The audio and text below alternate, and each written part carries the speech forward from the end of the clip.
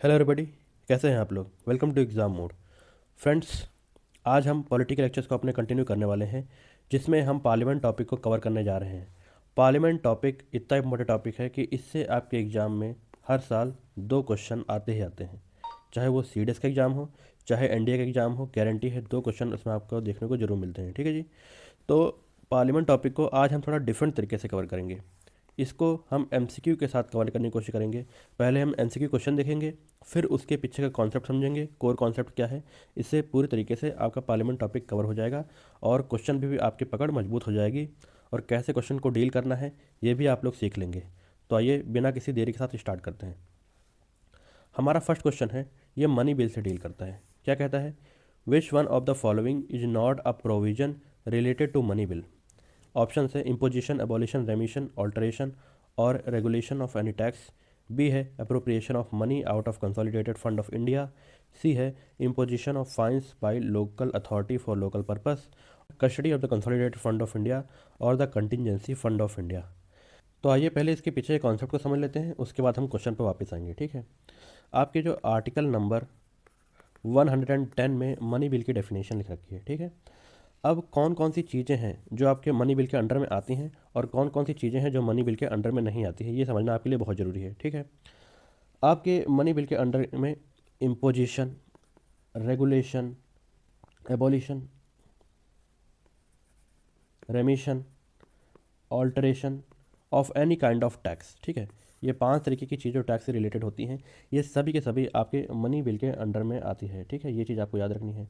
साथ ही साथ कस्टडी, किस चीज़ की कस्टडी? कस्टडी आपकी consolidated fund of India, contingency fund of India और इन दोनों अकाउंट से पैसे निकालना या फिर डालना, ये सब कुछ आपके मनी बिल के अंडर में आता है। थर्ड है आपका appropriation of money out of appropriation account. ठीक है। ठीक है। और इसमें एक चीज़ दे रखी है, expenditure out of consolidated fund of India, ये भी आपके मनी बिल के अंडर में आती है। ठीक है। तो ये 4 चीज़ें हो गई हैं। आपकी receipt of money out of public accounts of India. ठीक है। पब्लिक अकाउंट ऑफ इंडिया से और कंसोलिडेटेड फंड ऑफ इंडिया, ये भी चीज़ें आपके मनी बिल के अंडर में आती हैं। तो इतनी सारी चीज़ें हो गई जो मनी बिल के अंदर में आती हैं। आप वो कौन सी चीज़ें हैं जो मनी बिल के अंडर में नहीं आती, ये थोड़ा समझ लीजिए। ठीक है। कोई भी आपकी जो पेनल्टी लगाई जाती है या फिर फाइन जो लगाए जाते हैं, वो सभी आपके मनी बिल में ट्रीट नहीं किए जाते हैं। ये चीज़ आपको पता होना चाहिए। ठीक है। और for tax provision by any local authority, किसी लोकल अथॉरिटी के द्वारा कोई भी अगर टैक्स प्रोविजन लाया जाता है, ठीक है, टैक्स प्रोविजन, तो वो चीज़ आपके मनी बिल के अंडर में नहीं आती है। ये चीज़ आपको दिमाग में रखनी पड़ेगी। ठीक है। या फिर कोई भी जो लाइसेंस और सर्विस फ़ी होती है, लाइसेंस फ़ी या फिर सर्विस फ़ी, ये चीज़ें भी आपके मनी बिल के अंडर में नहीं आती हैं। तो ये चीज़ें वो थी जो मनी बिल के अंडर में आती हैं और ये वो चीज़ें थी जो मनी बिल के अंडर में नहीं आती हैं। होपफुली ये चीज़ें आपको थोड़ा ढंग से समझ में आई होंगी। अब आइए हम लोग एक बार देख लेते हैं क्वेश्चन की ओर। आपको क्वेश्चन अब आसानी से सॉल्व हो जाएगा। इसमें अगर आप ऑप्शन देखेंगे, ठीक है, imposition, abolition, remission, alteration or regulation of N tax, मैंने आपको बताया कि ये मनी बिल के अंडर में आती हैं, तो ये सही होगा। Appropriation of money out of consolidated fund of India, appropriation भी एक्ट की मैंने बात करी थी, वो भी मनी बिल के अंडर में आता है, तो ये भी सही होगा। और इसमें एक चीज़ आपके लिख रखी है, custody of the consolidated fund of India और contingency fund of India. Custody की हमने बात करी थी अकाउंट की ना, ये भी आपके उसके अंडर में आता है, तो ये भी चीज़ सही है। लेकिन हमने देखिए बात करी थी पिछले में कि imposition of fines by local authority for local purpose, ये चीज़ आपके मनी बिल के अंडर में नहीं आता है। इसका मतलब आपका इसमें करेक्ट आंसर कौन सा है? करेक्ट आंसर इस क्वेश्चन का है सी। ठीक है। तो होपफुली मुझे लगता है कि आपको ये क्वेश्चन अच्छे से समझ आएगा। ऐसे हम आगे अगली क्वेश्चन की ओर देखते हैं। तो अब सेकंड क्वेश्चन हम देख लेते हैं। लिखा हुआ है, which one of the following statement about the composition of parliament is not correct. अब इसमें कंपोजिशन ऑफ पार्लियामेंट की बात करी गई है, तो स्टेटमेंट थोड़ा ध्यान से पढ़िएगा। लिखा हुआ है statement, representatives of the state in Rajya Sabha are elected directly by the people of India. B है representatives from the UT in Lok Sabha are chosen by direct election. Third है राज्यसभा है 12 नॉमिनेटेड मेंबर्स और फोर्थ है लोकसभा है seats reserve for SC and ST। अब इसमें एक चीज़ आपको दिमाग में रखने वाली है, ठीक है जी, कि आपके जो राज्यसभा के जो मेंबर्स होते हैं, उनका चुनाव डायरेक्ट नहीं होता है, बल्कि उनका चुनाव होता है इनडायरेक्ट इलेक्शन के थ्रू। कैसे? इनडायरेक्ट इलेक्शन के थ्रू। और ये इनडायरेक्ट इलेक्शन होता है, ये आपके करते हैं कौन से लोग? तो ये आपके करते हैं लेजिस्लेटिव असेंबली के मेंबर्स के द्वारा। ठीक है। रिस्पेक्टिव स्टेट्स के लेजिस्लेटिव असेंबली के मेंबर्स द्वारा ही उनका चुनाव होता है। अगर ऑप्शन में लेजिस्लेटिव काउंसिल गिवन होगा तो गलत करके आना, क्योंकि लेजिस्लेटिव काउंसिल का रोल आपके राज्यसभा के मेंबर्स में नहीं होता है। ठीक है, इसमें एक चीज़ समझनी ये थी। और उनके जो चुनाव होता है उनका प्रोसीजर होता है, वो प्रोसीजर आपका होता है proportional representation by means of single transferable vote. ठीक है, इस प्रोसेस के थ्रू आपके राज्यसभा का मेंबर्स का चुनाव होता है। तो आप क्वेश्चन पे वापस चलते हैं। क्वेश्चन में आपके गिवन है कि यहाँ पर जो उनका चुनाव होता है डायरेक्टली होता है, तो नहीं जी, डायरेक्ट तो नहीं होता है, हमने अभी पढ़ा इनका चुनाव होता है इनडायरेक्ट तरीके से। अब अगला स्टेटमेंट भी हम देख लेते हैं इसी आगे। लिखा हुआ representatives from UT in Lok Sabha are chosen by direct election. तो ये बात सही है, आज के कंटेक्स्ट में ये बात सही है। और ये चीज़ आपको इसमें दिमाग में रखना है कि यूटी के जो मेंबर्स होते हैं उनका लोकसभा में जो चुनाव होता है ये डिपेंड करता है इसका प्रोसीजर आपके पार्लियामेंट के ऊपर। अगर पार्लियामेंट कल चाहे तो इस प्रोसीजर को चेंज भी कर सकती है। फिलहाल तो ये प्रोसीजर आपका डायरेक्ट इलेक्शन ही है, तो ये चीज़ दिमाग में रखनी है, ये स्टेटमेंट सही है। थर्ड चीज़ में गिवन है राज्यसभा हैज़ 12 नॉमिनेटेड मेंबर। तो हाँ जी, आपके 12 नॉमिनेटेड मेंबर्स हैं, लेकिन वो कौन कौन सी फील्ड है जिससे उनका नॉमिनेशन होता है? तो वो 4 फील्ड गिवन है आपकी। फील्ड है आपकी लिटरेचर, सेकंड है आपकी साइंस, और थर्ड है आपकी आर्ट, और फोर्थ है आपकी सोशल सर्विस। ठीक है, इन चारों फील्डों से आपके 12 nominated members of the Rajya Sabha आते हैं, ये चीज़ दिमाग में रखनी है। फोर्थ इसमें की स्टेटमेंट गिवन है लोकसभा है seat reserve for SC and ST. तो ये प्रोविजन सही है, एससी और एसटी का रिजर्वेशन आपकी लोकसभा की सीट्स के लिए होता है। तो इस क्वेश्चन का सही आंसर क्या है? इस क्वेश्चन का सही आंसर है आपका ए।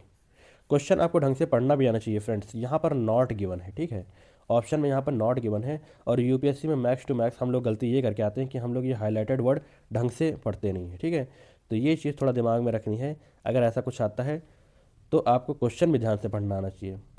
तो इस क्वेश्चन का सही आंसर है आपका ए ऑप्शन। होपफुली आपको समझ आया होगा। अब आगे चलते हैं।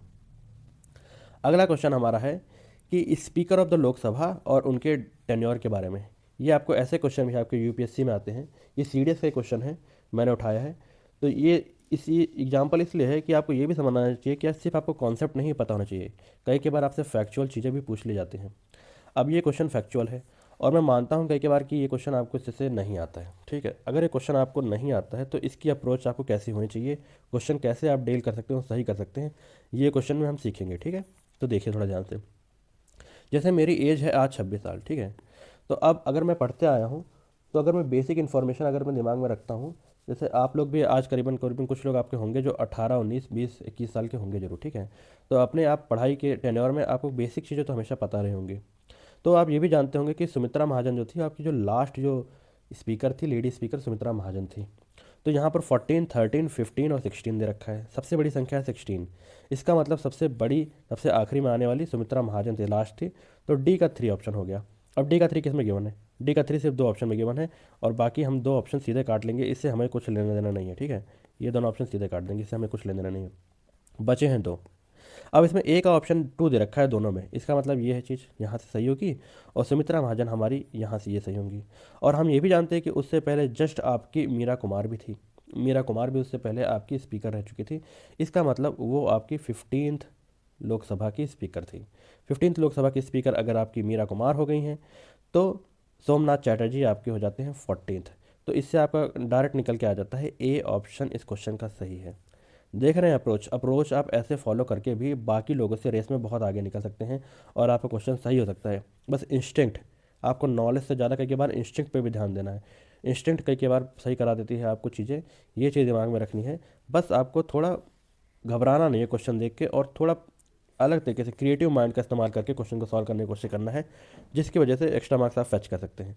तो दिस वाज द ऑप्शन, ये ऑप्शन इसमें सही है, ये चीज़ आपको दिमाग में रखनी है। आइए आगे चलते हैं। अगला क्वेश्चन हमारा है which of the following description with regard to parliamentary privileges for member of parliament in India is और आर करेक्ट। इसमें आपके जो पार्लियामेंट्री प्रिविलेजेस हैं जो एमपीज़ के लिए गिवन है, ये चीज़ आपको दिमाग में रखनी है। अच्छा, पार्लियामेंट्री प्रिविलेजेस आ गया है तो मैं एक चीज़ बता दूं आपको डायरेक्ट से कि ये प्रिविलेजेस जो हमारे मेंबर ऑफ पार्लियामेंट को होते हैं, ये उनको क्रिमिनल केसेस में नहीं होते हैं। मतलब अगर क्रिमिनल केसेस कोई उन पर अगर आ गया है तो उनको पार्लियामेंट्री प्रिविलेजेस की सुविधा नहीं मिलेगी। लेकिन अगर कोई सिविल केस है तो उस चीज़ में उनको पार्लियामेंट्री प्रिविलेजेस का फ़ायदा होता है। ये चीज़ आपको दिमाग में रखनी है।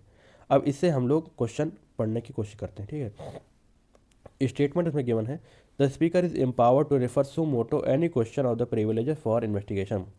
तो हाँ जी, अगर आप बेसिक चीज़ वगैरह दिमाग लगाते हैं तो आपको ये पता होना चाहिए कि स्पीकर हेड होता है उस हाउस का। तो स्पीकर, अगर स्पीकर के पास इतनी पावर भी नहीं होगी कि हाँ जी वो प्रिविलेजेस की इन्वेस्टिगेशन कर सके, तो स्पीकर किस काम का वो। तो ये स्टेटमेंट आपकी सही होगी। अब वन यहाँ से सही हो जाता है, इसका मतलब हम अगर हम ऑप्शंस पे जाते हैं अपने, तो हमारा ये ऑप्शन पूरी तरीके से गलत हो जाता है, ठीक है, क्योंकि सिंपल सी बात है, इसमें चीज़ आपके वन यहाँ से सही है। तो अब बचे हुए 3 स्टेटमेंट, अब बाकी चीज़ हम पढ़ते हैं, उसके बाद आगे देखते हैं। सेकंड इसमें ऑप्शन है, a question of privilege is accorded priority over other items in the list of business. तो ये चीज़ आपको पता होना चाहिए, अगर ऐसा कुछ आ जाता है तो लिस्ट ऑफ बिजनेस में इससे सबसे ज़्यादा टॉप पे रखा जाता है। तो इसका मतलब हमारी सेकंड स्टेटमेंट भी सही हो जाती है, और इस मेथड से आपका ये स्टेटमेंट भी कट जाती है। अब बची सिर्फ आपकी 2 स्टेटमेंट। अब लास्ट स्टेटमेंट पे सब निर्भर करता है। इस पर दिया गया है, the privilege extends to freedom from preventive arrest and detention. अब मैंने आपको यहाँ पर बताया है कि आपका अगर कोई क्रिमिनल चार्ज है, उस केस में आपकी जो प्रिविलेज है वो काम नहीं करेगी। और सेम उसी के साथ अगर प्रिवेंटिव डिटेंशन है, और साथ ही साथ अगर ये डिटेंशन है और प्रिवेंटिव अरेस्ट है, इन दोनों के अंडर में भी आपकी क्या बोलते हैं, जो प्रिविलेज की है ये सुविधा इसमें अवेलेबल नहीं होती है। तो इसका मतलब है कि थर्ड जो इसमें गिवन है स्टेटमेंट वो गलत है। थर्ड गलत है, इसका मतलब ये चीज़ हो जाती है गलत, और सी ऑप्शन आपका सही हो जाता है। होपफुली आपको parliamentary privileges for the members of Lok Sabha and Rajya Sabha समझ आई होगी। इससे ज़्यादा डिफ़िकल्ट, मतलब इससे ज़्यादा जो अतरंगी आपसे चीज़ें नहीं पूछी जाएंगी, बस ये चीज़ आपको दिमाग में रखनी है, आपका क्वेश्चन सही हो जाएगा। अब अगले क्वेश्चन की ओर चलते हैं। तो इस क्वेश्चन में आपके पब्लिक अकाउंट्स कमेटी के बारे में बात करी गई है। तो पहले तो हम इसके पीछे कॉन्सेप्ट समझ लेते हैं, और बाद में क्वेश्चन पे आएंगे तो आसानी से आप सॉल्व कर सकते हैं, ठीक है। हमारी फाइनेंशियल कमिटीज़ होती हैं, उसमें 2 इंपॉर्टेंट कमिटीज़ हैं आपकी। एक होती है आपकी पब्लिक अकाउंट कमेटी, और सेकंड होती है आपकी एस्टीमेट कमेटी, ठीक है। एस्टीमेट कमेटी आपकी है। पब्लिक अकाउंट कमेटी का रोल ये होता है कि ये चीज़ जो पास्ट में गिवन हुए, पास्ट में जो पैसा खर्च हुआ है उसकी जांच करता है।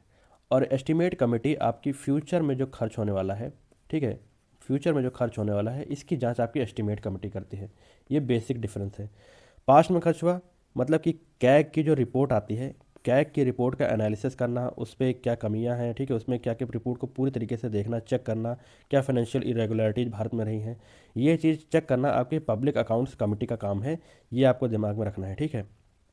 और वहीं आपकी एस्टीमेट कमेटी आपकी जो यूनियन गवर्नमेंट का जो बजट आने वाला है, यूनियन गवर्नमेंट का जो बजट आने वाला है, उस बजट को चेक करना कि जी हाँ जी, जितनी मतलब पैसे मांगे गए हैं क्या वो पैसे सही हैं, मतलब उनका खर्चा कैसे कैसे आप सही जगह पे कर सकते हैं, इसके बारे में रिकमेंडेशन करना, ये सब कुछ आपके एस्टीमेट कमेटी का काम होता है।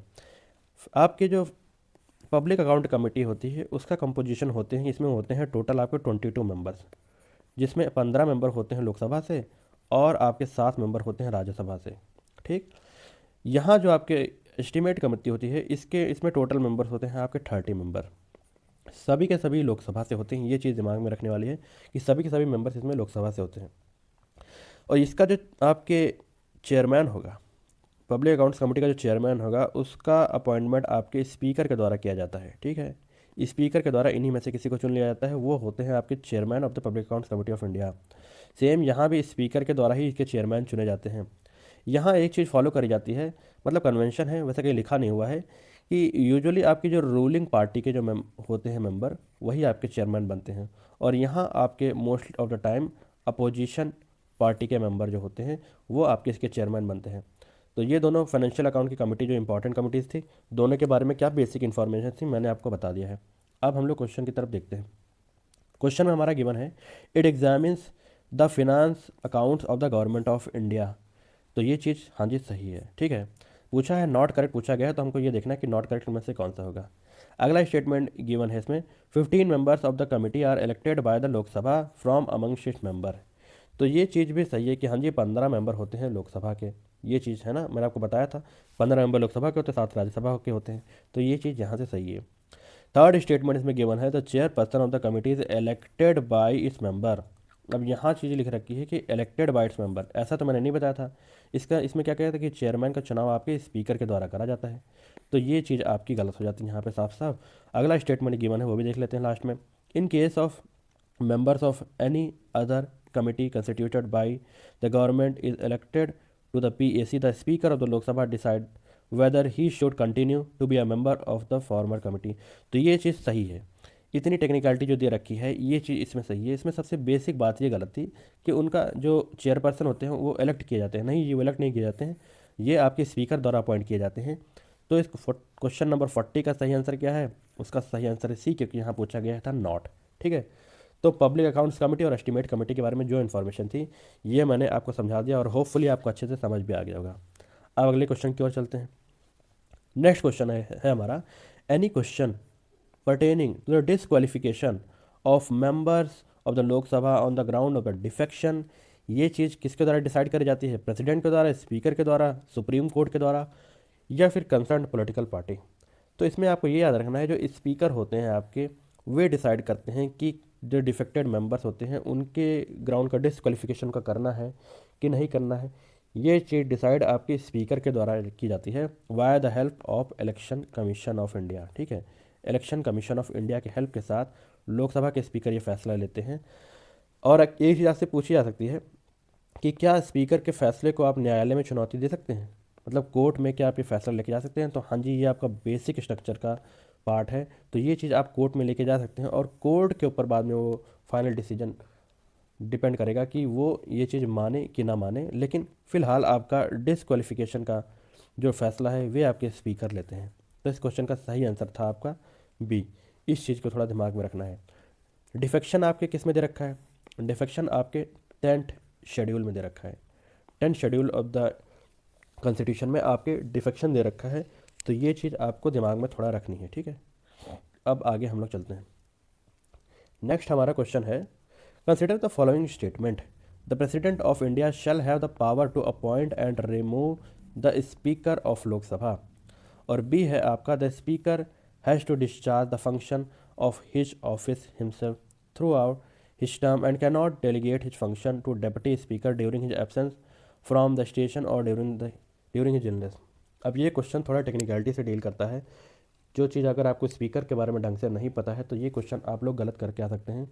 तो पहले हम लोग स्पीकर के बारे में कुछ बेसिक इन्फॉर्मेशन समझ लेते हैं ताकि ऐसा कोई भी क्वेश्चन आए तो आप आसानी से डील कर सकें। ठीक है, तो आइए देखते हैं।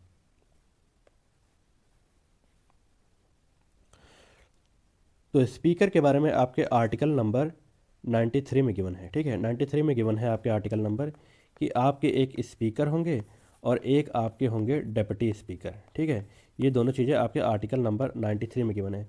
अब इसमें थोड़ा समझिएगा, आर्टिकल नंबर 93 में आपके vacation, resignation, removal of the speaker और डिप्टी स्पीकर भी आपके आर्टिकल नंबर 93 में गिवन है। ठीक है, आपके जो स्पीकर होते हैं वे आपके मेंबर ऑफ लोकसभा होते हैं। ठीक है, लोकसभा के मेंबर होते हैं, लोकसभा के, उन्हीं में से लोकसभा के मेंबर चुन के आपस में से चुन के एक लोग को स्पीकर अपॉइंट कर देते हैं। ये चीज़ आपको पता होना चाहिए। ठीक है, आपके जो स्पीकर हैं वे आप रिजाइन कर सकते हैं by writing it to deputy speaker. इसको डेप्यूटी स्पीकर को रिटर्न में लिख के वे आपके रेजिग्नेशन दे सकते हैं। ये चीज़ इंपॉर्टेंट है जानने के लिए। एक प्रोविजन इसमें और जानने के लिए इंपॉर्टेंट है आपके लिए कि जब वो स्पीकर बन जाते हैं आपके, ठीक है, कोई मेंबर ऑफ पार्लियामेंट आपका जब स्पीकर बन जाता है तो उस समय वे अपनी सीट वेकेट कर देते हैं। ठीक है, अपनी सीट जो हाउस ऑफ पीपल की होती है वे उसे वेकेट कर देते हैं। ये चीज़ आपके लिए जानने की ज़रूरी होती है। ठीक है, इसमें एक चीज़ और दे रखी है कि अगर जो स्पीकर जो होते हैं उनको अगर रिमूव करना है तो पार्लियामेंट वो करेगी। ठीक है, प्रेसिडेंट ये नहीं कर सकते हैं, वो पार्लियामेंट आपकी करेगी। ये पार्लियामेंट्री प्रोसीजर में आता है। पार्लियामेंट आपके स्पीकर को रिमूव कर सकती है। कैसे के साथ? कैसे, कौन सी मेजॉरिटी के साथ? Majority of all the then member of the house. जितने मेंबर वहाँ पर प्रेजेंट हैं उस समय जो प्रेजेंट हैं आपके, ठीक है, मेंबर जितने प्रेजेंट हैं उन सब की जो मेजॉरिटी होती है by the then present member of the house, उस मेजॉरिटी से आपके स्पीकर को हटाया जा सकता है। ठीक, स्पीकर को हटाने का प्रोसीजर ये है आपके। और स्पीकर अगर कहीं बाहर जाते हैं तो अपना कारोबार वो डेप्यूटी स्पीकर को देके जाते हैं। ये चीज़ आपको पता होना चाहिए। डेप्यूटी स्पीकर को अपना कारोबार स्पीकर देके जाते हैं अगर वो कहीं बाहर जाते हैं।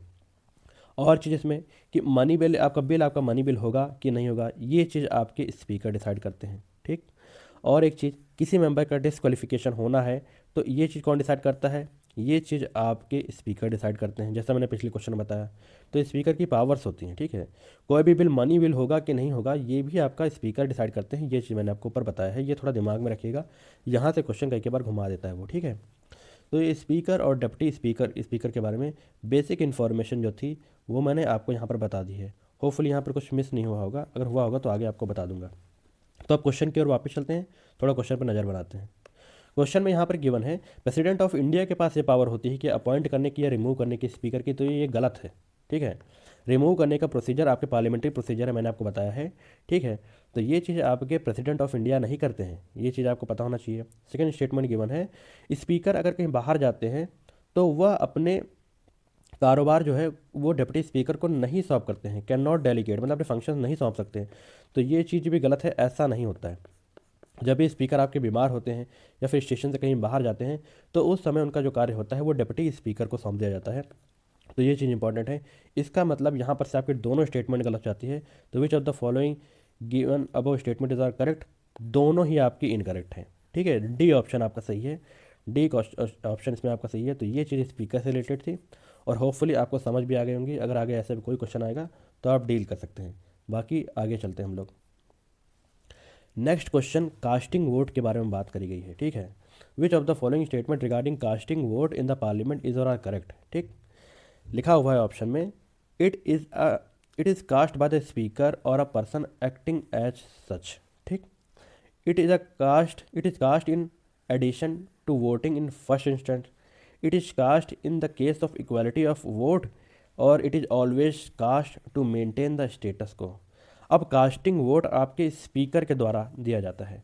मान के चलिए कि कोई चीज़ वोटिंग हो रही है किसी बिल पे और वो बिल बराबरी पे आ गया, वोटिंग पे बराबरी पे आ गया है, तो उस समय आपको ये चीज़ तो पता ही है कि आपके जो स्पीकर होते हैं वो हाउस के सदस्य के मेंबर, हाउस के मेंबर होते हैं, ठीक है, ये सदन के मेंबर होते हैं। तो उस समय वो स्पीकर पे निर्भर करता है कि वो अपना वोट किस पक्ष पर डाले, कि बिल को पास होने दे या फिर वो बिल को डिज़ोल्व होने दे, ठीक है।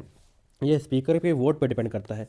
अच्छा, स्पीकर का जो ये वोट होता है ये उन पे उनके स्वविवेक पे डिपेंड करता है, ठीक है, कि चाहे वो वोट डाल सकते हैं या फिर चाहे तो वोट नहीं डाल सकते हैं, ये उन पे डिपेंड करता है। ये भी उन पे कोई ऑब्लिगेटरी नहीं होता है कि आपको वोट डालनी ही डालनी है, तो ये स्पीकर पे डिपेंड करता है। अब यहाँ पर गिवन है it is cast by the speaker or such person acting as such, ठीक है, तो ये चीज़ सही है, मतलब कि फर्स्ट ऑप्शन आपका सही है। सेकंड इसमें गिवन है it is cast in addition to voting in first instance, तो फर्स्ट इंस्टेंस में कभी भी आपके स्पीकर वोट नहीं करते हैं। जब मामला फंसता है 50-50 वाला हो जाता है तब स्पीकर आपके चाहें तो वोट कर सकते हैं। तो सेकंड ऑप्शन आपका इसमें गलत है, ये चीज़ आपकी गलत है। तो 2 गलत है, तो मतलब ये गलत है, ये गलत है। अब 1 3 या फिर 3 ओनली, इस पर बात बनेगी, ठीक है। यहाँ पर थर्ड स्टेटमेंट गिवन है it is cast in case of equality of vote, जी हाँ जी, जब इक्वालिटी ऑफ वोट्स होती है तभी आपके स्पीकर ये वोट डालते हैं। तो यहाँ से चीज़ें समझ आ गई कि 1 और 3 सही है, तो ये ऑप्शन आपका सही होगा, ये सामने निकल के आ गया है। लेकिन फोर्थ ऑप्शन क्या है वो भी हम देख लेते हैं। It is always cast to maintain the status quo, नहीं जी, ऑलवेज तो कास्ट नहीं करा जाता है, हमेशा तो ये कास्ट नहीं करी जाती है वोट स्टेटस को बनाने के लिए। ये तो आपके स्पीकर पे डिपेंड करता है कि वो वोट डालें कि ना डालें, ठीक है। तो फोर्थ स्टेटमेंट यहाँ गलत हो जाती है। तो इसका सही ऑप्शन है आपका 1 और 3। तो होपफुली आपके कास्टिंग वोट का जो कॉन्सेप्ट होगा वो भी आपको ढंग से समझ आ गया होगा। आगे अगर ऐसा क्वेश्चन आएगा तो आप लोग इसे आसानी से डील कर सकते हैं। अब हम लोग चलेंगे अपने नेक्स्ट क्वेश्चन की ओर। हमारा नेक्स्ट क्वेश्चन डील करता है जॉइंट सिटिंग से। लिखा हुआ है a joint sitting of the parliament is resorted for resolving the deadlock between the houses of the parliament for passing which of the following bills, money bills, constitution amendment bill या फिर ordinary bill. तो इसमें आपको ये याद रखना है कि जो joint sitting of the house है वो कभी भी आपके कॉन्स्टिट्यूशन अमेंडमेंट बिल के लिए जॉइंट सिटिंग का प्रावधान नहीं किया गया। Joint sitting constitution amendment bill में कभी नहीं हो सकती है। और मनी बिल में आपको बता दूं, मनी बिल में जॉइंट सिटिंग का कॉन्सेप्ट भी मनी बिल में नहीं होता है। क्यों नहीं होता है? मनी बिल टोटली आपके लोकसभा पे डिपेंड करता है। लोकसभा में ये पास किया जा सकता है पहले, और लोकसभा में ये पहले पेश किया जा सकता है, ठीक है। तो ये लोकसभा पे डिपेंड करता है कि मनी बिल आपका पास होगा कि फेल होगा। राज्यसभा के पास सिर्फ 14 दिन की इसमें भेजी जाती है, जो बिल की कॉपी यहाँ भेजी जाती है, और राज्यसभा को उसको 14 दिन के अंदर डिसाइड करके लोकसभा में वापस भेजना पड़ता है। राज्यसभा इसमें कोई चेंजमेंट कर सकती है, लेकिन वो लोकसभा पे डिपेंड करता है कि वह उसे माने कि ना माने। राज्यसभा के पावर इसमें बिल्कुल नेग्लिजिबल है आपके मनी बिल में, ये चीज़ आपको पता होना चाहिए। तो इसमें आपके जॉइंट सेटिंग का तो कोई मतलब ही नहीं बनता है, जॉइंट सेटिंग का मनी बिल में भी कोई मतलब नहीं बन सकता है।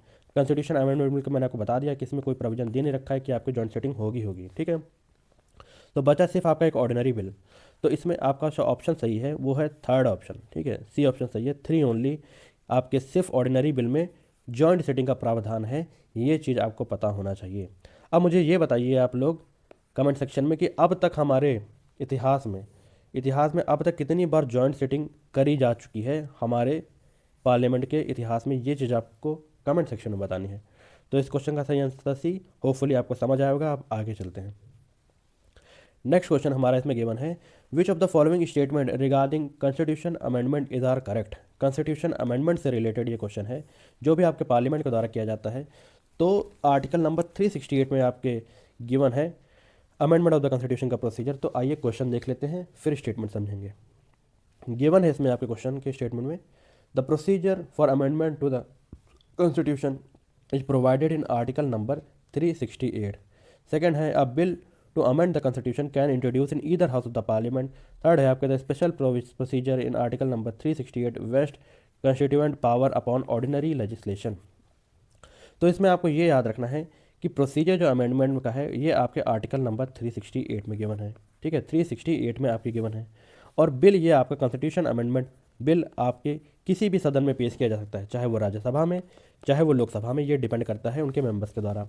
और ये आपके किसी प्राइवेट मेंबर के द्वारा भी पेश किया जा सकता है, और आपके साथ ही साथ प्राइवेट मेंबर के साथ साथ ही आपके जो मिनिस्टर होते हैं वो भी पेश कर सकते हैं, ठीक है। तो ये डिपेंड करता है, कोई भी आपका पेश कर सकता है कॉन्स्टिट्यूशन अमेंडमेंट बिल। साथ ही साथ ये कॉन्स्टिट्यूशन अमेंडमेंट बिल को पेश करने के लिए आपके राष्ट्रपति की मंजूरी नहीं चाहिए होती है।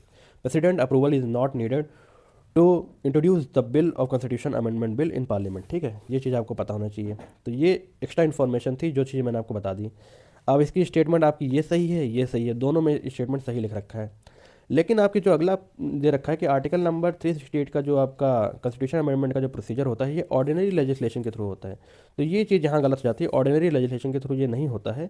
तो इस क्वेश्चन का हमारा सही स्टेटमेंट हो जाता है डी ऑप्शन 1 और 2 ओनली, ठीक है।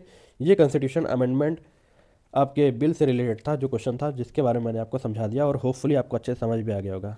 अच्छा, इसमें एक चीज़ मेरे दिमाग में अब आ गई है, एक क्वेश्चन जो मैंने आपको पहले बताया था कि पार्लियामेंट ये पब्लिक अकाउंट्स कमेटी के बारे में और एस्टीमेट कमेटी के बारे में, है ना। तो इसमें एक चीज़ आपको दिमाग में रखना है कि इन दोनों कमिटीज़ में कभी भी आपके जो मिनिस्टर्स होते हैं, मिनिस्टर्स जो होते हैं, मिनिस्टर कभी भी आपके पब्लिक अकाउंट्स कमेटी और एस्टीमेट कमेटी के मेंबर नहीं होंगे। ये चीज़ हमेशा दिमाग में रखनी है कि मिनिस्टर कभी भी आपके पब्लिक अकाउंट्स कमेटी और एस्टीमेट कमेटी के मेंबर नहीं होंगे। अगर आए तो उसको गलत करके आना। तो ये एक्स्ट्रा इन्फॉर्मेशन थी जो मुझे याद है, मैंने आपको बता दिया। तो इस क्वेश्चन का सही आंसर है आपका डी ऑप्शन 1 एंड 2 ओनली, ठीक है। अब आगे चलते हैं। नेक्स्ट क्वेश्चन हमारा गिवन है, which one among the following is not correct about the secretary general of Lok Sabha. यहाँ सेक्रेटरी जनरल ऑफ लोकसभा के बारे में क्वेश्चन है, तो ये चीज़ आपको दिमाग में रखनी है। अच्छा, इसमें एक चीज़ आपको दिमाग में रखनी है, यहाँ से बता देता हूँ आपको कि जो आपका प्रेसिडेंट और वाइस प्रेसिडेंट का जो चुनाव होता है, ठीक है, प्रेसिडेंट और वाइस प्रेसिडेंट का जो चुनाव होता है, तो उस चुनाव की जो आपकी देखभाल करते हैं वो आपके सेक्रेटरी जनरल ऑफ लोकसभा और सेक्रेटरी जनरल ऑफ राज्यसभा करते हैं बाय रोटेशन। मतलब एक बार अगर सेक्रेटरी जनरल ऑफ लोकसभा कर चुके हैं तो अगली बार आपके सेक्रेटरी जनरल ऑफ राज्यसभा करेंगे। ये चीज़ आपको पता होनी चाहिए, ये एक्स्ट्रा इन्फॉर्मेशन है। अब हम लोग स्टेटमेंट पढ़ लेते हैं। The secretary general is adviser to the speaker. तो ये चीज़ बिल्कुल सही है, सेक्रेटरी जनरल आपके स्पीकर के एडवाइज़र होते हैं, जो चीज़ आपको पता होनी चाहिए। Secretary general acts under the authority in the name of the speaker. तो ये भी आपकी सही है, आपके जो सेक्रेटरी जनरल होते हैं वे आपके स्पीकर के अंडर में काम करते हैं, ठीक है। अगला स्टेटमेंट इसमें गिवन है, the secretary general works under the speaker with delegate authority. और फोर्थ है आपका, the secretary general passes order in the name of the speaker. तो हाँ, तो दोस्तों मुझे लग रहा था कि इस क्वेश्चन में कुछ गलती है, इसमें आपके ये स्टेटमेंट नहीं गिवन थे, ठीक है, ये गलती से आपका टाइप हो चुका है। तो ये स्टेटमेंट ऐसा आपके कोई नहीं गिवन थे, बस ऊपर के जो 4 ऑप्शन थे ऐसे गिवन थे, ठीक है। तो इसमें आपको ये याद रखना है कि जो सी ऑप्शन है ये इसमें आपका गलत है, ठीक है। इसमें गिवन है the secretary general works under the speaker with delegated authority. तो ये चीज़ आपका इसमें गलत होगा। इसमें 3 ऑप्शन आपके सही हैं, ये तीनों आपके गिवन है, ठीक है। ये तीनों स्टेटमेंट आपके secretary general of the Lok Sabha से, ये चीज़ आपके सही हैं, आपको याद रखनी है। तो ये क्वेश्चन कुछ इस प्रकार था। मोस्टली टाइप के आपके क्वेश्चन आपके सेक्रेटरी जनरल से पूछे नहीं जाते हैं, लेकिन ये क्वेश्चन एक आया था, वो हमने देख लिया, ठीक है। इसमें कुछ एक्स्ट्रा इन्फॉर्मेशन आपको बताने की ज़्यादा खासा ज़रूरत नहीं है, बस ये चीज़ आपको इसमें याद रखनी है, ठीक। अब आगे चलते हैं। नेक्स्ट क्वेश्चन इसमें हमारा गिवन है, which of the following statement with regard to privileges of the member of the parliament is or are correct. Privilege would not be fettered by Article number 19, Clause 1, Subclause A of the Constitution. Privilege must be read to the Article 20, 22 and Article 32 of the Constitution. Immunity is available in relation to both civil and criminal prosecution, or immunity is available in relation to freedom of speech even in his private or personal capacity. अब ये चीज़ इसमें given है, ठीक है। यहाँ पर से ये कौन कौन सी स्टेटमेंट आपकी सही है, ये चीज़ आपके समझने के लिए बहुत ज़रूरी है।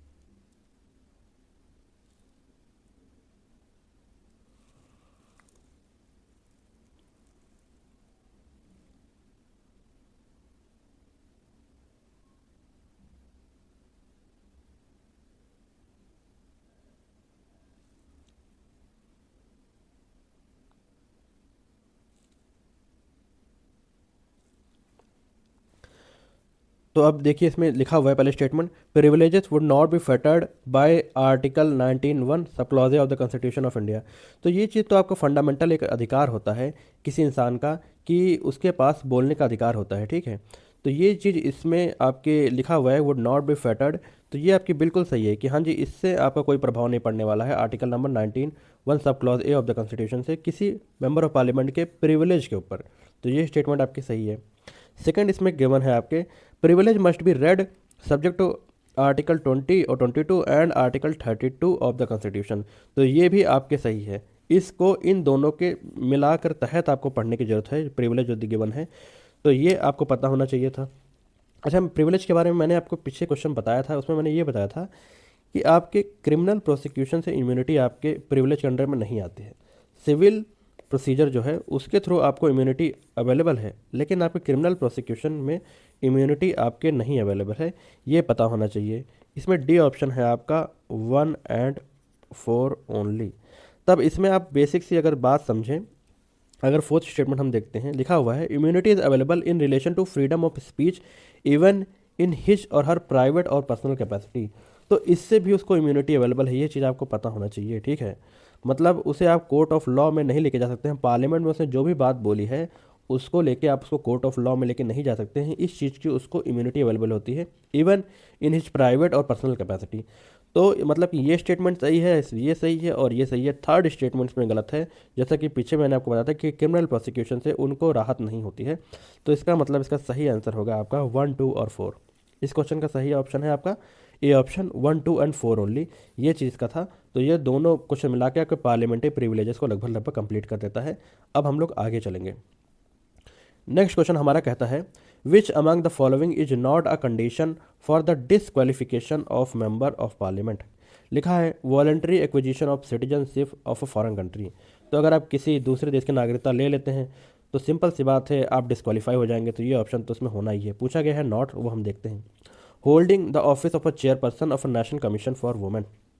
थर्ड इसमें है the member abstain from voting in the house without prior permission, और the member holds the office of a chairperson of a board of directorate of national coal development corporation limited. तो इस question का सही answer क्या है? Friends इस question पे थोड़ा आपको ध्यान से समझने की क्वेश्चन है कि इसमें पूछा गया है कि ऑफिस ऑफ प्रॉफिट की बात भी करी गई है। ठीक है, कि कौन कौन सा ऑफिस जो होता है आपके ऑफिस ऑफ प्रॉफिट के अंडर में आता है। तो फ्रेंड्स हमारा नेक्स्ट क्वेश्चन है, which one of the following statement about motions in the parliament of India is correct. इसके चार ऑप्शन गिवन है। A motion of no confidence can be admissible against an individual minister in the council of minister. Second है, a no confidence motion must set out grounds on which it is based. Third है, Rajya Sabha is not empowered to entertain a motion of no confidence. और fourth है, a censure motion need to be based on specific ground और charges. अब पहले हम different type of motion जो होते हैं पहले वो समझ लेते हैं।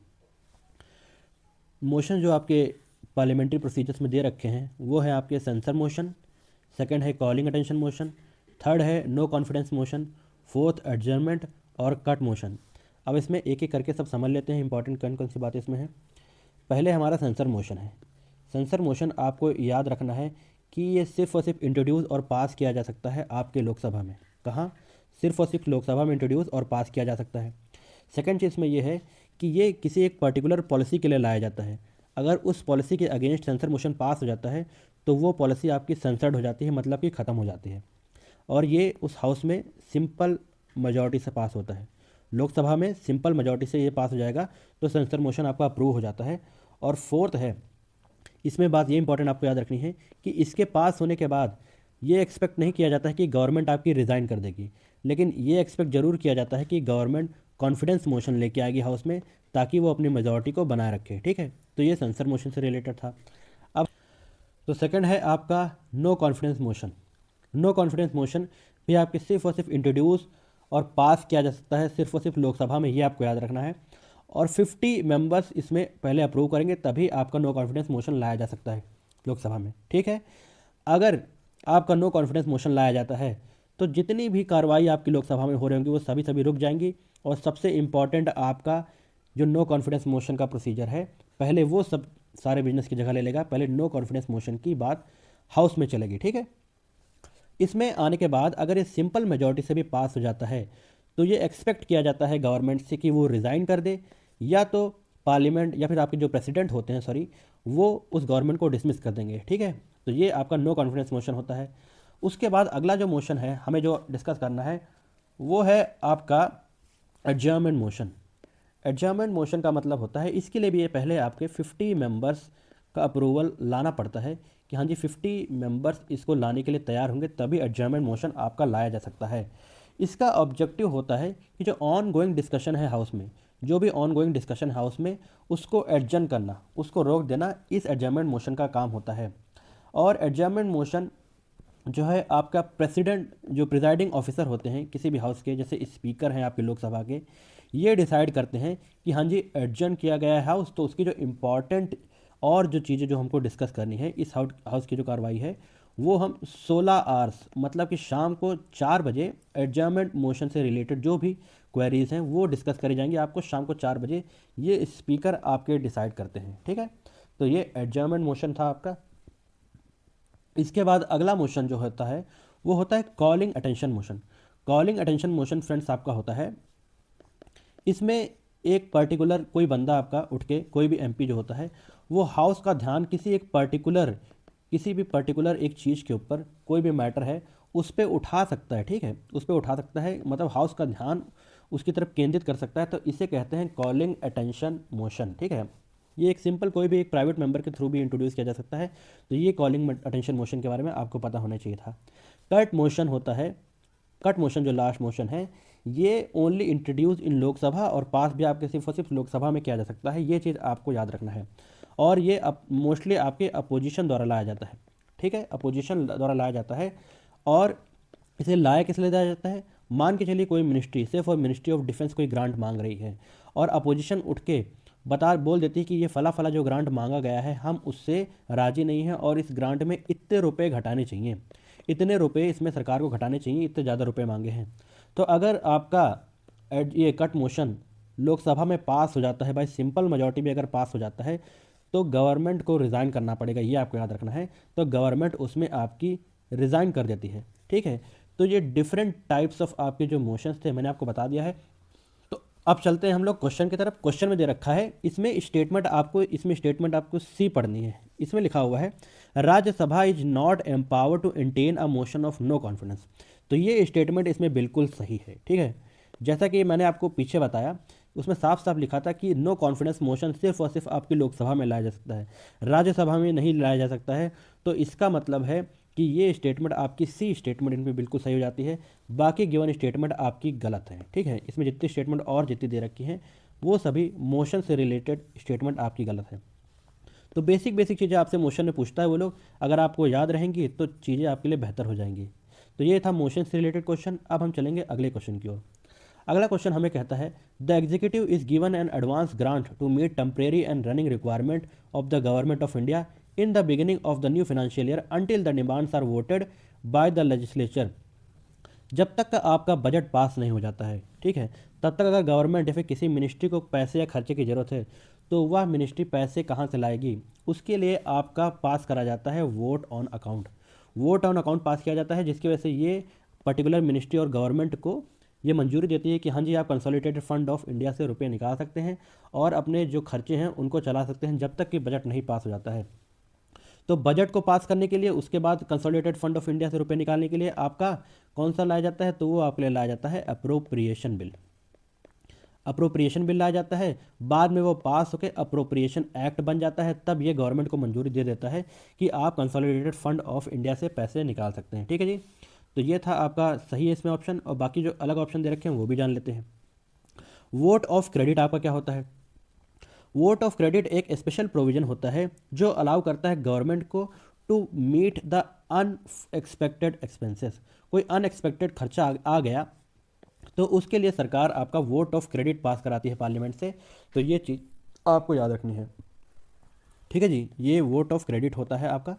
अप्रोप्रिएशन बिल मैंने आपको बता ही दिया क्या होता है।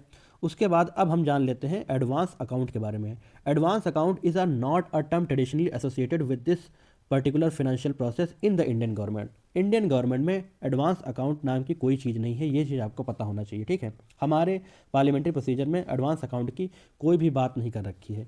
इसका मतलब इसमें आपका सही आंसर क्या होगा?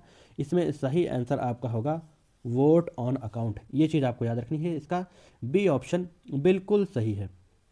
अब आगे चलते हैं। नेक्स्ट क्वेश्चन हमारा गिवन है स्पीकर से रिलेटेड। स्पीकर की हमने सारी बातें पहले पढ़ी ली हैं, अब क्वेश्चन हम देख लेते हैं।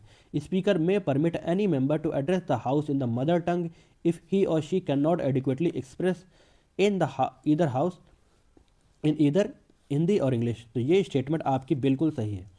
ये अलाउ करता है स्पीकर किसी भी मेंबर को कि एडिक्वेटली अपने आप को एक्सप्रेस कर सके अपनी मदर टंग में, अगर उसे हिंदी या इंग्लिश बोलने नहीं आती है, ठीक है जी। Business of parliamentary committee is transacted either Hindi in English. तो ये भी आपकी स्टेटमेंट सही है। The minutes of the parliamentary committee are prepared invariably in Hindi or English. तो ये भी आपकी बिल्कुल सही है। तो इसमें करेक्ट ऑप्शन हो जाता है आपका ए ऑप्शन। 1, 2 और 3 इसमें बिल्कुल सही होगा। ये चीज़ इसमें आपको याद रखनी है। तो ये था रिलेटेड आपका लैंग्वेज से कि कौन सी लैंग्वेज आपकी इस्तेमाल करी जा सकती है हाउस में। तो इससे रिलेटेड क्वेश्चन था, तो ये आपने जाना, होपफुली आपको समझ आया होगा। अब आगे चलते हैं। नेक्स्ट क्वेश्चन इसमें हमारा गिवन है which one of the following committee does not have members from Rajya Sabha. Rajya Sabha से कौन कौन सी मतलब ये कमिटी जो होती हैं जिसमें राज्यसभा के मेंबर नहीं होते हैं, ये आपसे पूछा गया है। आपके इसमें ऑप्शन है पब्लिक अकाउंट्स कमिटी, सेकंड है committee on public undertaking, third है एस्टीमेट कमिटी, और फोर्थ है इसमें आपका the committee on welfare schedule caste and schedule tribe. तो मैंने जैसे पहले भी आपको इस कमिटीज़ के बारे में पढ़ाया है, उसमें मैंने आपको बताया था कि जो आपकी जो एस्टीमेट कमेटी होती है फ्रेंड्स, एस्टीमेट कमेटी में आपके 30 मेंबर होते हैं और 30 के 30 आपके लोकसभा से होते हैं। राज्यसभा से इसमें कोई मेंबर नहीं होता है, सारे के सारे मेंबर इसमें लोकसभा से होते हैं। तो इसमें आपका ऑप्शन सी सही है।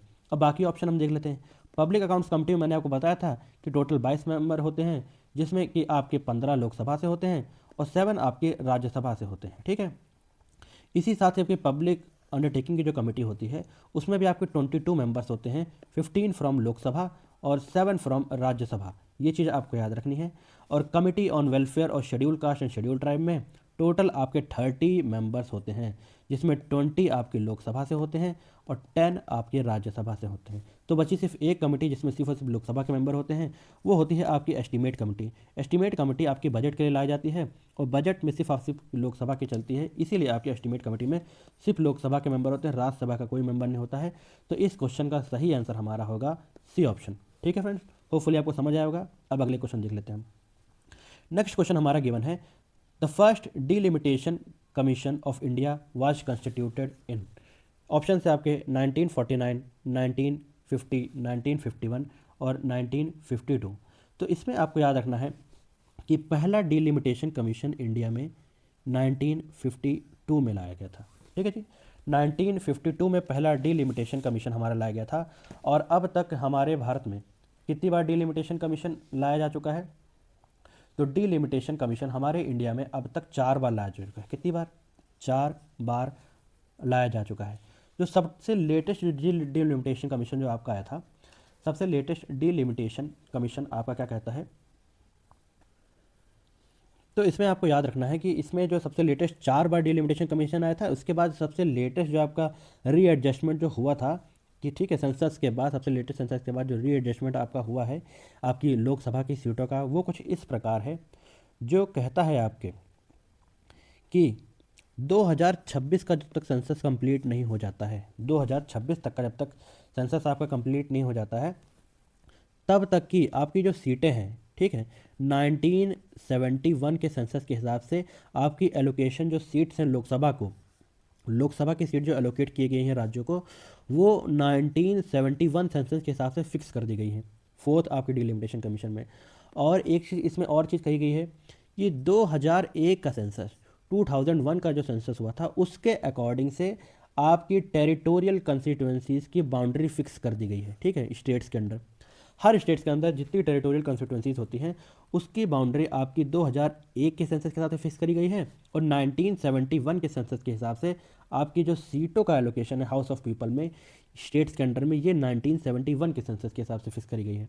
और ये 2026 का सेंसस जब तक हो नहीं जाता है तब तक ये चीज़ लागू रहेगी, उसके बाद गवर्नमेंट आगे की बातें बाद में डिसाइड करेगी। ठीक है, तो पहला डिलिमिटेशन कमीशन हमारा 1952 में आया था, ये चीज़ आपको पता होना चाहिए। ठीक है, नेक्स्ट क्वेश्चन में गिवन है, who among the following stated in the constituent assembly that on 26 January 1950 India was going to enter a life of contradiction. ये चीज़ आपके डॉक्टर भीमराव अंबेडकर जी ने कही थी। ठीक है, ये चीज़ आपको याद रखना है, ये स्टेटमेंट आ गई थी, ये चीज़ डॉक्टर भीमराव अंबेडकर जी ने कही थी। ठीक है, तो ये इंपॉर्टेंट थी आपके जानने के लिए। ये उन्होंने कही थी इस बात के लिए कि तो इंडिया में जब आज़ादी आ जाएगी उसके बाद 1 पीपल 1 वोट का कॉन्सेप्ट तो आ जाएगा, 1 पीपल 1 का वोट का कॉन्सेप्ट आ जाएगा, लेकिन साथ ही साथ इंडिया में ऊंच नीच, जाति, वर्ग, धर्म, ये सब चीज़ें अभी भी हैं, जिसकी वजह से उनमें अभी भी इनइक्वालिटी रहेगी। यहाँ तो इक्वालिटी, वोट की इक्वालिटी तो आ जाएगी, लेकिन बाकी चीज़ों में अभी भी इंडिया में इनइक्वालिटी रहेगी, इसीलिए वो एक कॉन्ट्राडिक्टरी लाइफ में घुसने जा रहे हैं, ऐसा आपके डॉक्टर भीमराव अंबेडकर जी ने कहा था। तो ये स्टेटमेंट इसलिए आपकी दी गई थी एग्जाम में, तो ये आपको याद रखना है, मैंने इसको थोड़ा एक्स्ट्रा आपके लिए डाल दी थी क्वेश्चन, जो आपको देखने के लिए ज़रूरी था। अब next question is, which one of the following statement about money bill is not correct. Money bill से रिलेटेड हमने चीज़ें पहले डिस्कस की थी, अब क्वेश्चन इसमें देख लेते हैं। एक और आया है, money bill can not be introduce in the council of state. ये स्टेटमेंट आपकी सही है, मनी बिल आपके काउंसिल ऑफ स्टेट या फिर राज्यसभा में पेश नहीं की जा सकती है। अगला स्टेटमेंट है, the council of state has no power to reject or amend the money bill. मैंने आपको पहले बताया था कि राज्यसभा की कोई पावर नहीं होती है अमेंडमेंट में मनी बिल के। ठीक है, तो ये स्टेटमेंट भी आपकी सही है। थर्ड चीज़ में दी गई है, the speaker of the Lok Sabha has the sole and the final power in deciding whether a bill is a money bill और अदरवाइज। स्पीकर के पास ये होल पावर होती है आपकी कि वो किसी बिल को डिस्कस कर सकता है, बता सकता है कि आपकी ये मनी बिल के अंडर में आता है या नहीं आती। ये सोल अथॉरिटी आपके स्पीकर के अंडर में होती है। ठीक है, तो ये स्टेटमेंट भी आपकी बिल्कुल सही है। फोर्थ है, the council of state has no power to discuss the money bill. ऐसा नहीं है, आपके मनी बिल पे डिस्कशन राज्यसभा कर सकता है, ये चीज़ आपको पता होना चाहिए। राज्यसभा मनी बिल पे डिस्कशन कर सकता है, लेकिन उसमें कोई भी अमेंडमेंट नहीं कर सकता है। तो स्टेटमेंट डी हमारी इसमें बिल्कुल नॉट करेक्ट है। ठीक है जी, यही आपके क्वेश्चन का सही आंसर है। 80 क्वेश्चन का सही आंसर है आपके डी, यहाँ नॉट की बात करी गई थी, इसीलिए इसका सही आंसर है डी ऑप्शन। ये चीज़ आपको दिमाग में रखना है। अब आगे हम अगले क्वेश्चन की ओर चलते हैं। नेक्स्ट क्वेश्चन हमारा कहता है, which one of the following statement about the speaker of the Lok Sabha is not correct. Speaker के बारे में हमने पहले डिस्कशन करी थी, अब इसमें क्वेश्चन पूछा गया है कि कौन सा स्टेटमेंट बताइए जो नॉट करेक्ट है स्पीकर से, ठीक है। He shall vacate his office if he ceases to be a member of the house of the people. ये चीज़ आपकी बिल्कुल सही है, उसको अपना ऑफिस छोड़ना पड़ेगा जब वो हाउस ऑफ द पीपल का मेंबर नहीं रह जाता है। तो ये ऑप्शन आपका इस क्वेश्चन के हिसाब से करेक्ट नहीं है, ठीक है। यहाँ नॉट करेक्ट पूछा गया, ये करेक्ट है, इसका मतलब ये इसका सही आंसर नहीं है। He may at any time resign by writing his resignation to the president of India. ना, यहाँ मैंने आपको क्या बताया था पहले कि आपके जो स्पीकर होते हैं वो अपना रेजिग्नेशन दे सकते हैं by writing it to deputy speaker. Deputy speaker को राइट करके अपना रेजिग्नेशन दे सकते हैं। यहाँ प्रेसिडेंट ऑफ इंडिया की बात नहीं करी गई थी, तो इसका सही आंसर है आपका बी। ये चीज़ गलत है, यहाँ नॉट करेक्ट पूछी गई थी, इसका बी इसलिए सही है। अब आगे देख लेते हैं। ही मे be removed from his office by a resolution of the House of the People passed by a majority of all the then member of the House। जैसा कि मैंने आपको बताया था कि स्पीकर का रिमूवल आपके उस टाइम जो प्रेजेंट है हाउस में मेंबर, उनके द्वारा वो उनकी मेजॉरिटी के साथ रिमूव किया जा सकता है, ठीक है। तो सी ऑप्शन इसमें आपका सही है। अगला है while the office of the speaker is vacant the duties of the office shall be perform by the deputy speaker. जैसा मैंने आपको ऊपर बताया था कि अगर उस समय स्पीकर ड्यूटी पे नहीं है तो डेप्यूटी स्पीकर उनकी ड्यूटी निभाएंगे। तो इस क्वेश्चन का सही आंसर क्या है? बी है, ठीक है। बी ऑप्शन इसमें गलत दे रखा है, यहाँ प्रेसिडेंट की जगह डेप्यूटी स्पीकर आना चाहिए। तो ये क्वेश्चन फाइनली आपका डन हो गया स्पीकर से। अब आगे चलते हैं। नेक्स्ट क्वेश्चन हमारा कहता है which one of the following regarding the procedure and the conduct of the business in the parliament is not correct, ठीक है। आपका पार्लियामेंट में कौन कौन सी चीज़ें डिस्कस नहीं की जा सकती हैं उनके प्रोसीजरल डिस्कशन के वक्त, ठीक है। ये चीज़ आपको जाननी है। इसके 4 ऑप्शन गिवन है। पहला ऑप्शन इसमें आप ये देखिए, to discuss issues of the use of the police force in suppressing the schedule caste and schedule tribe communities. अब इसके बारे में डिस्कस तो कॉमन सेंस की बात है कि शेड्यूल कास्ट शेड्यूल ट्राइब का क्योंकि रिप्रेशन हो रहा है पुलिस फोर्स के द्वारा, तो उस पर आपके पार्लियामेंट पर डिस्कशन हो सकता है। तो हाँ जी, ये सही है। अगला है to discuss issue in dealing with the violent disturbances in the undertaking under the control of the union government, ये भी सही है आपका। थर्ड है to discuss issues for putting down the demands of the industrial labour. Industrial labour की कोई demand है, अगर वो गलत ठहराई जा रही है, उसकी मांग नहीं मानी जा रही है, तो ये चीज़ भी आपके पार्लियामेंट में डिस्कस करी जा सकती है। इसका मतलब ये भी सही है। अब यहाँ पर स्टेट मैटर्स की बात करी गई है। आपको याद रखना है कि स्टेट मैटर्स, इसके साथ ही साथ कोर्ट में जो प्रोसीडिंग्स चल रही हैं, कोर्ट के जो मैटर्स हैं, उसको भी आपके पार्लियामेंट में डिस्कस नहीं किया जा सकता है। स्टेट मैटर्स को भी देखा जाता है कि आपके पार्लियामेंट में डिस्कस नहीं किया जाता है, क्योंकि ये स्टेट गवर्नमेंट के अंडर में चीज़ें आती हैं। थर्ड है कि एक जो आपकी ऑटोनॉमस बॉडीज़ हैं, ऑटोनॉमस बॉडीज़ के अंडर जो काम चल रहा है उसका डिस्कशन आपके पार्लियामेंट के अंडर में नहीं किया जाता है। तो इस क्वेश्चन का सही आंसर क्या है? इस क्वेश्चन का सही आंसर है ए ऑप्शन। ये आपको दिमाग में रखना था। ये पार्लियामेंट्री प्रोसीजर्स के ऊपर क्वेश्चन था जो हमने डिस्कस कर लिया। हमारा नेक्स्ट क्वेश्चन में कहता है a member of the Lok Sabha does not become disqualifies to continues as a member of the house if the member. अगर आपका मेंबर, कब आपका मेंबर डिसक्वालीफाइड नहीं होता है as a member of the house, ये कंडीशन आपको बतानी ही पूछी गई थी। ऑप्शन है voluntarily gives up his or her membership of the political party from which he or she was elected. अगर उसने वॉलंटरीली अगर मेंबरशिप पार्टी की छोड़ दी तो वो आपका डिसक्वालीफाई हो जाएगा, ठीक है। ये आपको याद रखना है। सेकंड इसमें गिवन है is expelled by the political party from which he or she has been elected to the house. अगर उसको पार्टी ने उसके बाहर निकाल दिया है, ठीक है, उसकी मेंबरशिप से बाहर निकाल दिया है कि हाँ आप हमारे पार्टी के मेंबर नहीं हैं, तो ये कंडीशन ऐसी होती है जब आपका मेंबर जो होता है वो डिसक्वालीफाई नहीं होता है। ये ग्राउंड डिसक्वालीफिकेशन का नहीं होता है, ये आपको याद रखना है। अगला इसमें गिवन है joins a political party after being elected as a independent candidate. अगर कोई बंदा इंडिपेंडेंट कैंडिडेट के तौर पे इलेक्ट हुआ था, उसके बाद अगर वो 6 महीने के दौरान अगर वो किसी पॉलिटिकल पार्टी को ज्वाइन कर लेता है तो उसको डिसक्वालीफिकेशन का ग्राउंड माना जाएगा, ये आपको याद रखना है। अगला इसमें है abstain from voting contrary to the direction of his or his political party. अगर अपने पॉलिटिकल पार्टी के अगेंस्ट वो वोट करता है, ठीक है, उनके डायरेक्शन के अगेंस्ट वोट करता है, तो ये भी आपके डिसक्वालीफिकेशन का एक ग्राउंड होता है। तो इसमें बी ऑप्शन ऐसा है जो हमारे क्वेश्चन की जो डिमांड है उसको फुलफिल करता है। तो इसका आंसर है बी, ये आपको याद रखना है। अगर पॉलिटिकल पार्टी ने खुद ही उसको बाहर निकाल दिया है तो ये ग्राउंड नहीं आपका डिक्लेयर होता है कि उसको डिसक्वालीफाई कर दिया जाए, ठीक है। इसका ये ऑप्शन था। अब आगे चलते हैं।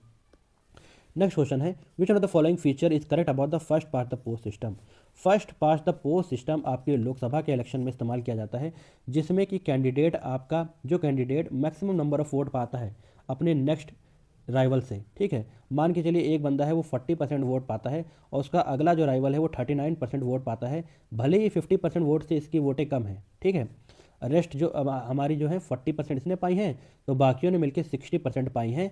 भले ही ये 40% बाकियों से हल्का सा ज़्यादा है, चाहे 1% ज़्यादा हो। यहाँ देखिए 39 उसके सेकंड राइवल ने पाया था, इसने सिर्फ 1% ज़्यादा पाया है, तो यह विनर घोषित कर दिया जाता है आपके। ये first past the post system का पार्ट होता है जो लोकसभा के इलेक्शन में इस्तेमाल किया जाता है। ठीक, प्रोसीजर इसमें आप ऑप्शन पढ़ लेते हैं। A candidate who wins may not get the majority of the votes. तो हाँ जी, ये बात बिल्कुल सही है। जो कैंडिडेट आपका जीता नहीं हो, जरूरी नहीं हो वो मेजॉरिटी ऑफ द वोट्स पाया जाता है। कैसे? जैसे कि एक कैंडिडेट जो जीता है उसने 40% वोट पाया है, लेकिन बाकी जो कैंडिडेट जो हारे हैं उनको मिला के वोटें तो आपकी 60% हो गई हैं, ये 40% से ज़्यादा है, फिर भी ये कैंडिडेट विनर है। क्यों विनर है? क्योंकि ये बाकी जितने भी इंडिपेंडेंट कैंडिडेट्स हैं उन कैंडिडेट से इसकी ज़्यादा वोटें मिली हैं उसको, इसीलिए ये विनर है। इसीलिए ए ऑप्शन आपका इसमें सही है। अब आगे ऑप्शन देख लेते हैं। More than one representative may be elected from the constituency. ये चीज़ आपके first past the post system का पार्ट नहीं है, बल्कि ये आपका जो ये प्रोपोर्शनल रिप्रेजेंटेशन वाला जो फॉर्मूला होता है, ठीक है, इनडायरेक्ट इलेक्शन का जो पार्ट होता है उसमें ये चीज़ लागू होती है। First past the post system में ये चीज़ लागू नहीं होती है। Voter votes for the party not for the candidate. नहीं जी, यहाँ पर ये बात नहीं होती है। First past the post system में वोटर जो वोट करता है वो कैंडिडेट के लिए करता है। अगला है every party get the seat in the legislature in proportion to the percentage of the vote that it gets. ये भी आपका इसमें पार्ट नहीं है। First past the post system की ये खासियत नहीं होती है। इसकी सिर्फ एक खासियत यहाँ पे है, वो है आपका ऑप्शन नंबर ये। तो ये आपका इसमें क्वेश्चन का सही आंसर है ए ऑप्शन। ठीक है जी, अब आगे चलते हैं। नेक्स्ट क्वेश्चन है हमारा, which one among the following motion can not be made while introducing an ordinary bill in the parliament. Motions की बात करी गई है, हमने डिस्कस किया था। अब हम देख लेते हैं इसके ऑप्शंस। कैन नॉट की बात करी गई है, ठीक है। That the bill be taken into the consideration, b option इसका। That the bill be circulated for the purpose of the eliciting public opinion. Third है that the bill be referred to a select committee. Fourth है that the bill refer to a joint committee of the house without the concurrence of the other house. ये चीज़ इसमें याद रखना है कि इसका जो डी ऑप्शन है ये चीज़ तब सही होती है जब अगर दोनों हाउस की मंजूरी हो जाती है। बिना दोनों हाउस की मंजूरी के कोई भी आपका बिल है वो जॉइंट कमेटी को भेजा नहीं जा सकता, ये आपको याद रखना है। बोथ लोकसभा और राज्यसभा की से होगी तभी उस बिल को आपकी जॉइंट कमेटी को भेजा जा सकता है। तो ये ऑप्शन इसमें आपका गलत है। बाकी गिवन ऑप्शंस आपके दे रखे हैं। Bill to be taken into consideration, ये चीज़ आप कर सकते हैं। That the bill be circulated for the purpose of the eliciting public opinion जानने के लिए भी आप आराम से उसको लागू कर सकते हैं। That the bill be refer to a select committee, किसी सेलेक्ट कमेटी के पास भेजना है तो ये भी आप आराम से कर सकते हैं।